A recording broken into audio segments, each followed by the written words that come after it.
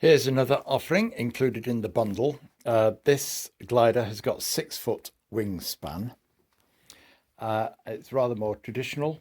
So this isn't a foam wing. This is a balsa and film covered wing there. It's very lightweight. It's only got the two control surfaces, ailerons.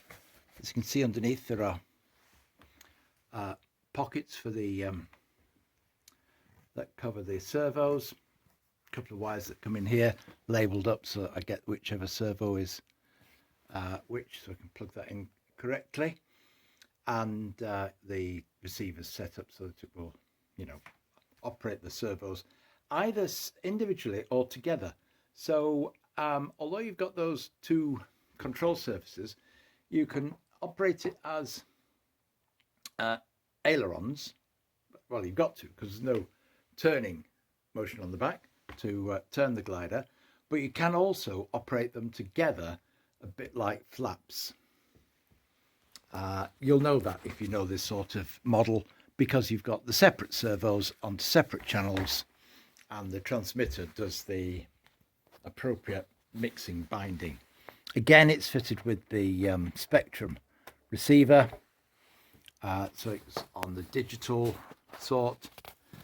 Battery in there, quite a sizable battery pack in this case. Why? Because it has a motor on the front. So you've got 1, 2, 3, 4 channels on it. But generally, I didn't try and do anything clever with these. I just used them for turning. As ailerons, I didn't try and move them together to do much trimming.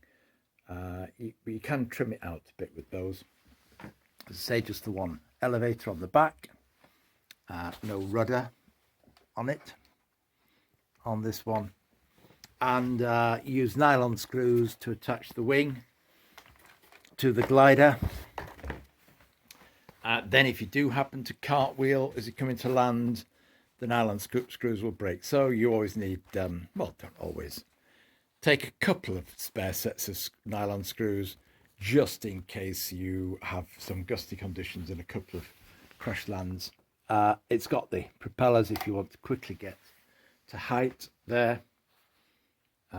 So in a way, more basic than the Radian Pro, but I've not flown the Radian Pro. I bought that to graduate on to from this thing. And it served me well. It's done a lot of flying hours. I think by the look of it, the wing, it's got the dihedral in there, has taken some damage, so it's been reattached at some point. So don't expect it to be competition ready in its current condition, but it flies quite well. Let's say it flies well. And has the advantage of the motor to pull you up, and you can play with this to your heart's content. Again, given its condition, it's not perfect condition. Right, go and watch my videos. You can see my flying. There's only a couple of videos up there on YouTube because I didn't make that many, and you'll see how this goes. On a lovely, lovely evening, you can just throw this off the slope and have a gentle soar around, because it's one that you don't have to fight with to fly. Once it's trimmed, it flies itself. And those of you that do gliding will understand that, because it's got a fair bit of weight in the nose and it will just go there with a bit of lift. Will just soar about very nicely. I think you can put it into some situations where you'll have it whizzing past, but it isn't like the F3J designed to whiz about all over the place. This one, just a bit more, I found more relaxed, but then again, there we go. That's see what you can make of it.